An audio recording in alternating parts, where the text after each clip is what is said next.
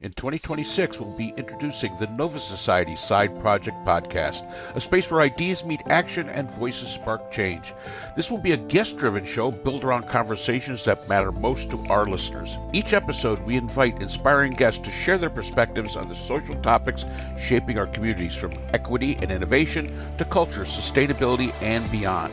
Together, we'll explore side projects that aren't just passion-driven, but purpose-driven, offering fresh insights and practical takeaways for anyone looking to make a difference. We'll be thrilled to have you join us on this journey.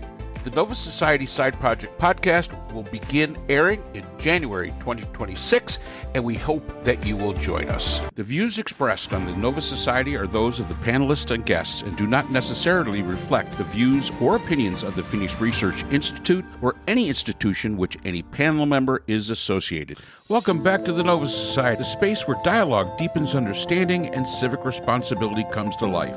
I'm Dr. Mark Bound, joined by our regular panel, Dr. Scott Gershwer and Dr. Brooklyn Ann Weldon. Together, we'll unpack the stories that matter most, exploring the headlines, the history, and the big ideas shaping today's conversations. Let's dive in and hear what the panel has for us today. Okay, Brooke, what do we got? Today we have a question from Tammy, who lives in Millbrook, Washington. And Tammy asks, I hope this gets to you soon enough to address this question. As I'm sure you know, Rob Reiner and his wife, Michelle Singer Reiner, were tragically murdered, allegedly by their son. And yes, he has been booked and charged and whatnot. His name is Nick Reiner. Trump put out a disgusting truth that is even getting backlash from the Republicans. Although this type of behavior is no surprise to me, or I would expect to your panel, I was amazed that many Republicans are growing a set and actually speaking out. An interview with Trump's chief of staff, Susie Wiles, provided further insights. She says he has an alcoholic personality. After 1 year, is the Trump fever beginning to break? That's a very interesting question. And as we know, Trump is a teetotaler. He does not drink alcohol. I don't like him already. But, well, I'm a teetotaler also, by the way. There's nothing worse than an alcoholic who doesn't drink. That's right. No great story ever started with somebody eating a salad. So that's interesting. Susie Wiles' father, of course, was an alcoholic, so she knows what she's talking about as far as the personality goes. I would say malignant narcissist, the way Dr. Gartner and other people have said on our podcast. Do you think the Trump fever is beginning to break? Or if it's the economy and his decisions about the economy and his decisions overall that are bad for everyone? Who knows? So I was most fascinated, I think, by Susan Wiles' claim that he has an alcoholic's personality, which, as you point out, her father was, oh Jesus, Pat Summerall. Made me a big football fan, Pat Summerall. Absolutely.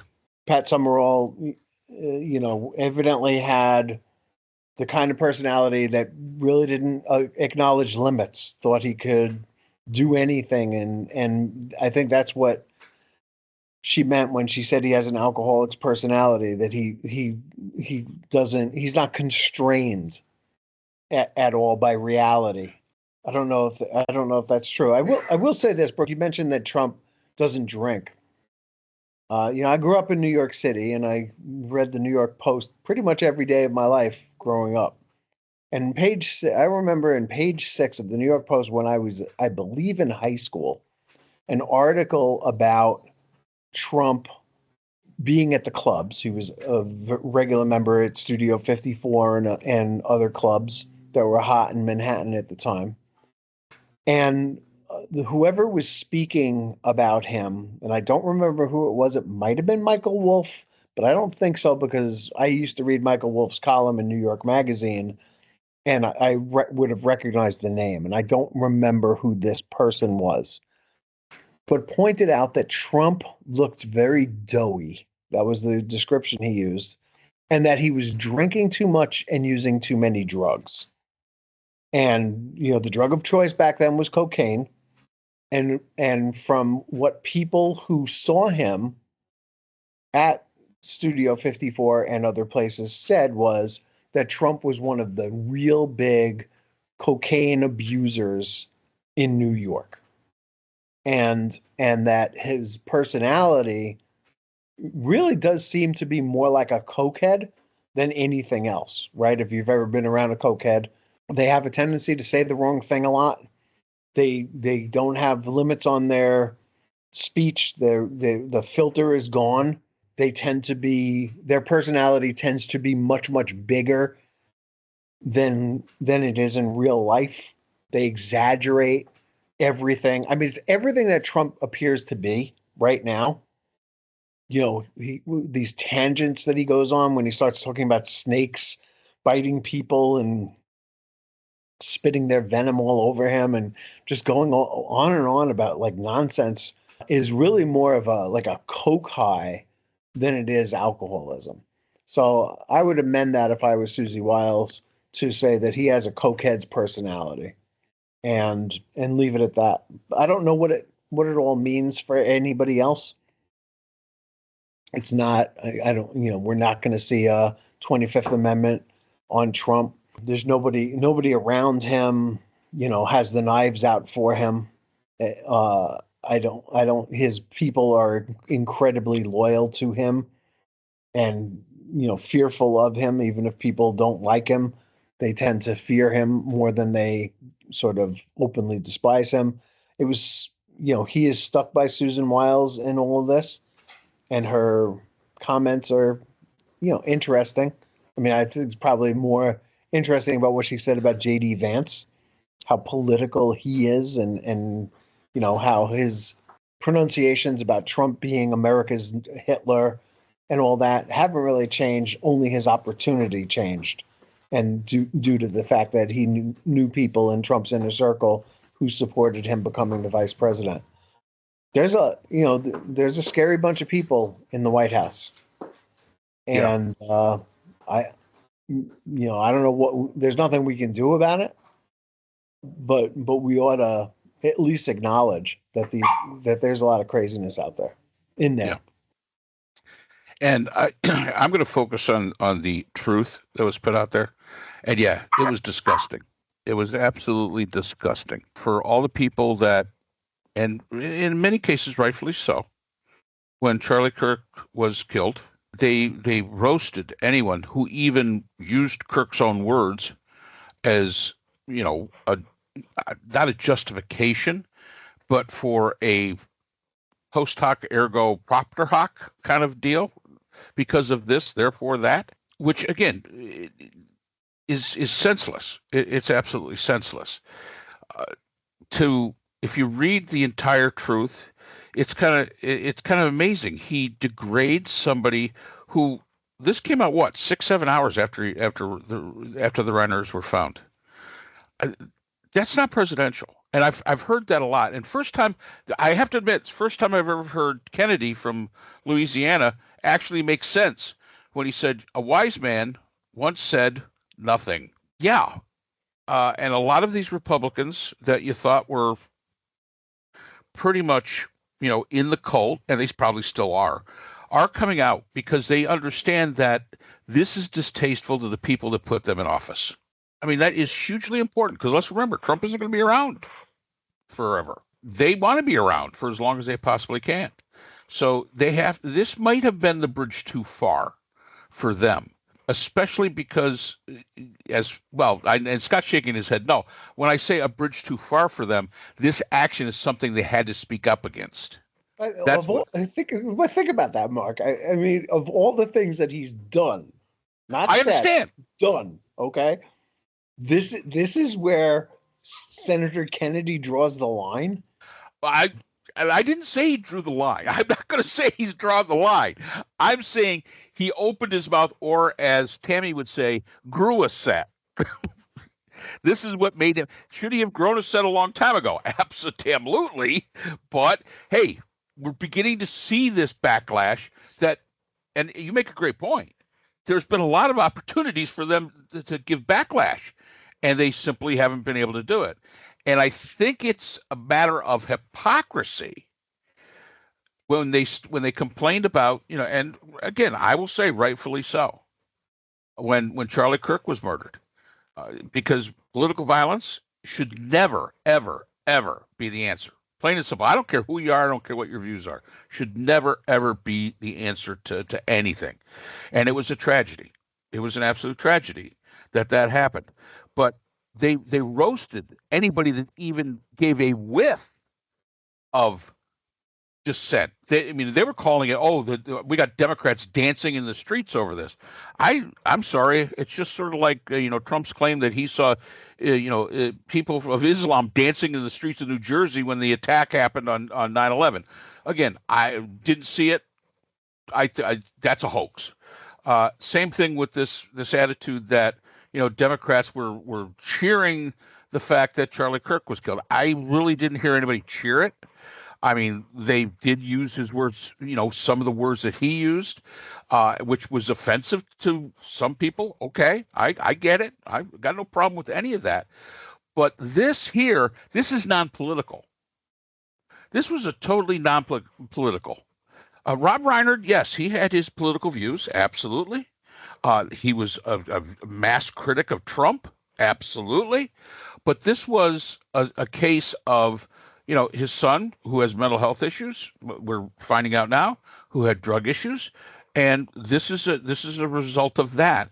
And to take his that tweet or truth or whatever the heck he wants to call it, if you really read it, it's narcissism personified.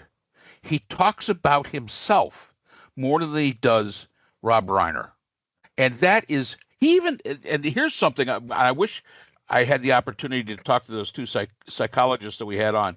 He even refers to himself in the third person. I don't know. I think that there's something wrong with somebody that I don't know. Not just in the third person, but in quotes. In quotes, yes. And he's now that we've got now there's a syndrome dedicated to him. All these things. So that is the thing that I'm going to focus on with this, because in my mind, it's tasteless. I've heard people say it's unpresidential. I've heard people say that it's over the line, and it is because this is something we've never heard before, ever. When Charlie Kirk was killed, Rob Reiner, there's an interview of Rob Reiner basically saying what a tragedy that was, and that it should never have happened, and that is not how we settle things in the United States. He showed empathy. He showed great empathy to Charlie Kirk and the family, even though they were probably two so far diametrically different people on the political spectrum. He was able to show empathy. Trump, who has absolutely zero impulse control, which I think is what Susie Wiles is saying about the alcohol, the alcoholic personality, because alcoholics have no impulse control. They make bad decisions. They react on very bad information, and they have zero impulse control. So then he goes on and he doubles down on it. Well, I didn't like him. Well, I didn't this. I didn't that. How about just shut the hell up? If something was to happen to him and somebody speaks up against it, oh my God, that's terrible. I mean, that would be the most terrible thing. And again, I do not wish him any ill. I do not. Simply because that's not how we handle things here. We're just not supposed to. We don't want that to be normal. And he is, using those buzzwords that we talked about before, Trump derangement syndrome and things like that, to basically make a point that I think even his most ardent supporters are kind of looking at saying, you know what, that isn't right. That's wrong. I wanted to add, in the first bit of information that he put out, he said it's being reported. It's been reported. And of course, he didn't say by whom. And there was no reporting that Rob Reiner and his wife were murdered because Rob Reiner had made people so angry because Mr. Reiner had been negative about Trump. To my knowledge, and if I am incorrect and one of our listeners knows better, please correct me.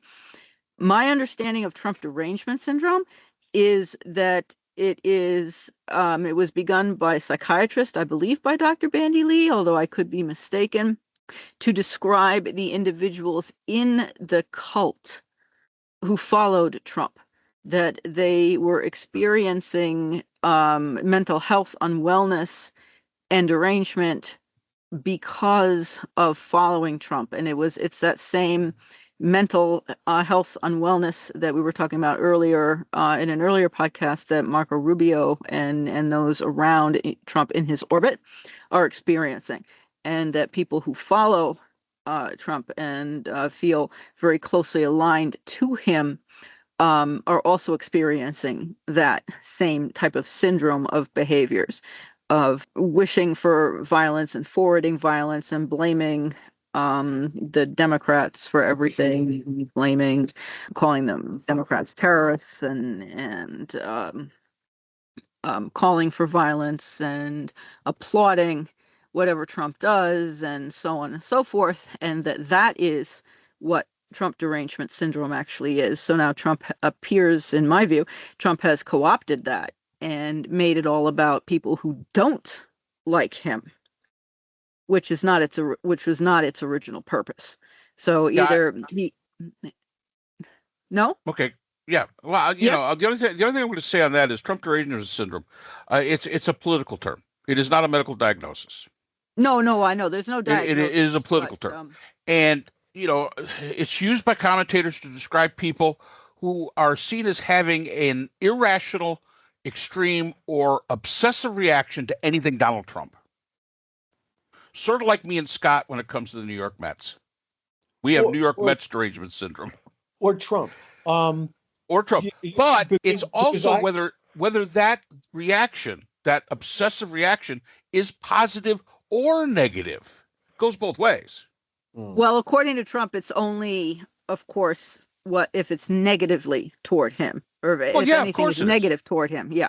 Then, of course, they're deranged, and anybody who likes him is perfectly sane and fine and normal. Yeah. Because I was accused of having Bush derangement syndrome. I had really?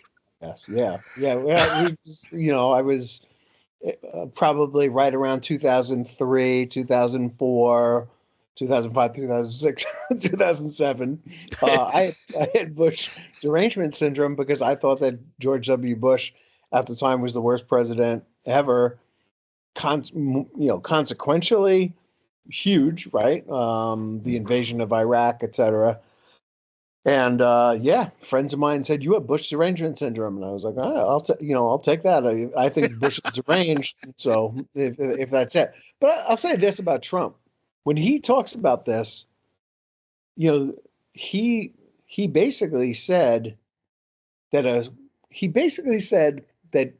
Reiner was killed because of his Trump derangement syndrome, because he irritated Trump supporters to a point where somebody murdered him. And that's kind of a little bizarre brag confession mix mashup there, right? Because we've seen Trump supporters murder people. Robert Bowers, who shot up the Tree of Life synagogue in Pittsburgh, had Trump derangement syndrome. He listened to Trump. He believed that Trump was referring to the Great Replacement theory, and that Jews were bringing in people of color to replace good white people, good white Christian people, and that they had to be stopped. And so he shot up that synagogue. There are others. James Alex Field, right, is a dangerously deranged Trump supporter. And for Trump to talk about that is, I think, a little bizarre. It's kind of like he's owning it, and he wants these people to go out there and murder on his behalf. And if they went out there and they should murder a Rob Reiner or a Mark Bound or somebody else, they're all good, because we're psychotic people who don't like Trump, and we're bad for America, and we must eliminate these people. Yep, we deserve it. Yeah, and he deserved it, right? There was an interview this morning that I heard with Smirkanish and Mark Halpern, where they asked the question, is this the worst thing that Trump has ever said? And my immediate reaction was, Trump was disrespectful to every single POW when he made the remark about John McCain, I prefer heroes who weren't captured. That is a kind of crazy statement about POWs that really should have set off alarm bells in the electorate and made people say, this guy is dangerously deranged, saying that he doesn't like POWs because they were captured. There's something really wrong going on. I think it's kind of telling, and it's a little concerning that he thinks that this is something reasonable that somebody did, rather than Rob Reiner's hopefully insane child killing his parents. That this is something that was due. That happened for a reason, not senselessly because Rob Reiner wouldn't give his kid money for drugs and he went berserk and killed him. I'd be a little worried about the future of discourse in America, free speech in America, if Donald Trump starts going out there and telling his supporters, if people say bad things about me, you go ahead and murder them, and that's okay. Well, implicitly, that's what he just did. Yeah. I mean, it's and my first thought when I saw what had happened and that they were found dead in their home, my first thought was, oh, please don't let this have been a political homicide. Mm-hmm.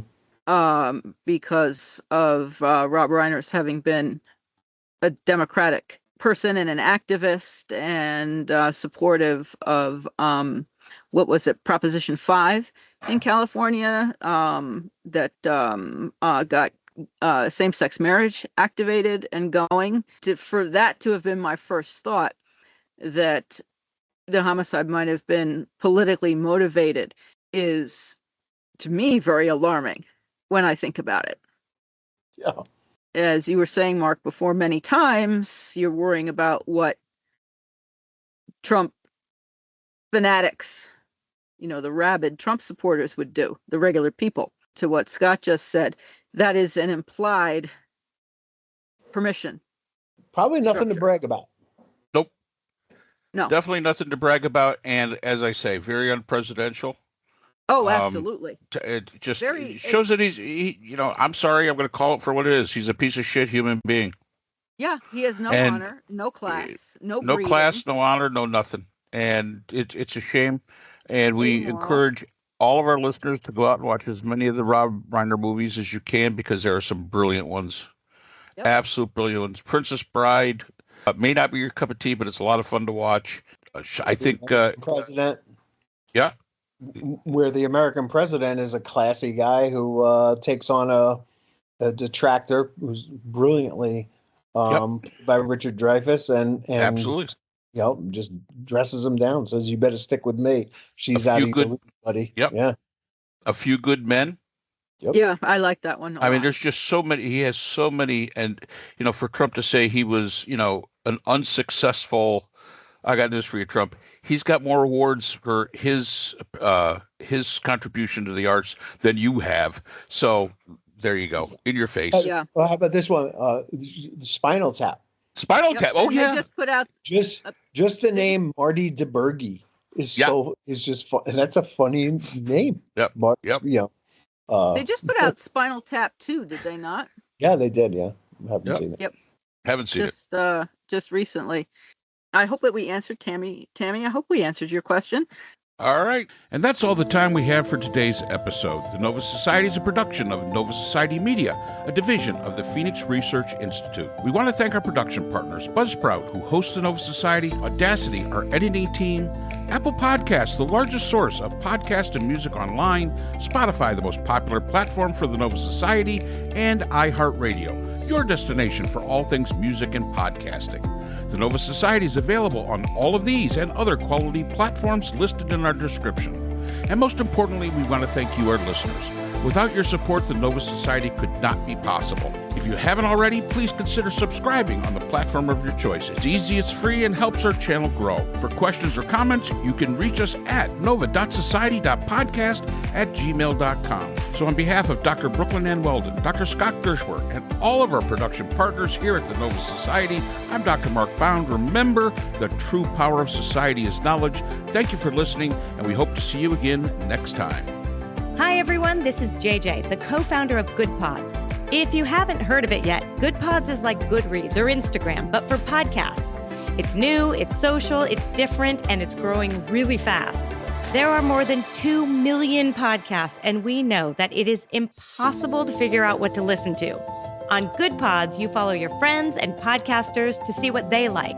That is the #1 way to discover new shows and episodes. You can find Good Pods on the web or download the app. Happy listening!